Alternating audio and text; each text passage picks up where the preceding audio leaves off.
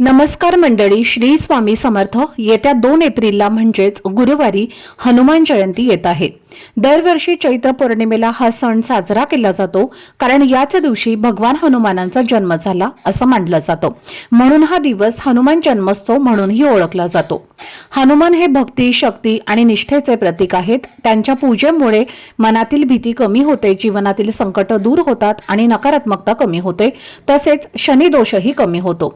हा दिवस खूप प्रभावी मानला जातो. या दिवशी श्रद्धेने केलेले छोटे उपाय सुद्धा आपल्याला चांगले परिणाम देतात. म्हणूनच हनुमान जयंतीच्या दिवशी एक सोपा उपाय तुम्हाला करायचा आहे.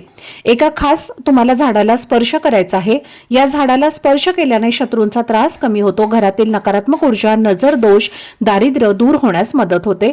त्याचबरोबर इच्छापूर्ती होण्याचा मार्ग मोकळा होतो. हे झाड कोणतं आहे आणि हा उपाय नेमका कसा करायचा, कोणत्या वेळेत करायचा, याची संपूर्ण माहिती मी एका वेगळ्या व्हिडिओमध्ये दिलेली आहे. तो व्हिडिओ पाहण्यासाठी या व्हिडिओच्या खाली जो छोटासा त्रिकोण दिसत आहे त्या त्रिकोणावर क्लिक करा, म्हणजे संपूर्ण माहिती तुमच्यापर्यंत पोहोचेल. धन्यवाद. श्री स्वामी समर्थ.